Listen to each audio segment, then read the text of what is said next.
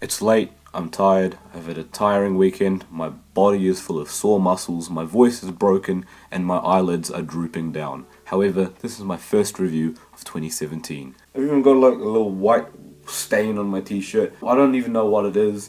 It's just a little bit annoying, and it's going to annoy you if you pay too much attention to it. Maybe I shouldn't have brought it up. This is my first review, and it's of Brian Eno's Reflection. Brian Eno is like a huge influential figure in this ambient music genre. I mean, when you think of ambient music, you might think of something like fridge noise, or maybe listening to, I don't know, tinkering a few glasses of water and like an echoey corridor. But actually, it can be a lot more than that. It can be something that can really get you lost in its world. I mean, I think if you want any modern examples, you could think of maybe Tim Hecker. However, I need to go back to Brian Eno's because he is kind of the big, the founding father of this whole thing, I guess. I think that's the case. But I know that Brian Eno is definitely one of the biggest names in ambient music. And his name isn't just influential in ambient music, but also in other genres too. I think a big example is the Talking Heads album Remain in Light, which was produced by the man himself. So basically what I'm trying to say is Brian Eno's a pretty big deal. I wouldn't even knock his late career work because his albums at that point have also been very good.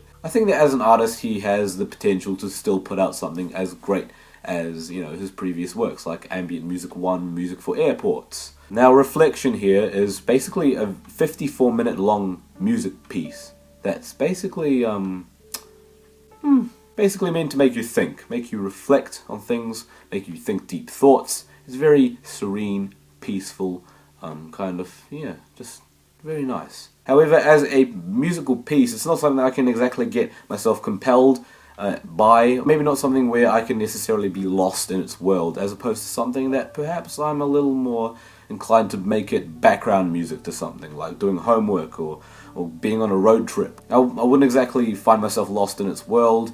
It's not something that I would necessarily come back to later in the year, in all honesty. However, that's not to knock what the good parts of this album are. There's a nice little bass drone that runs for the whole of the track. There's watery xylophone notes that kind of chime in, kind of echo for the next 20 to 30 seconds. There are moments during the second half where the track kind of swells up a little bit. Yeah, it kind of swells up and then kind of subdues down and then swells up again, and it's like a little sine wave. However, I guess on the whole, it's not exactly something, as I said before, I would get lost in. I guess I admire the process of making it, the idea of making a generative art piece, which is pretty cool. It's just something I admire. I admire also the serene atmosphere it builds up, which it does well. Perhaps just maybe not something that is a standout piece for Brian Eno.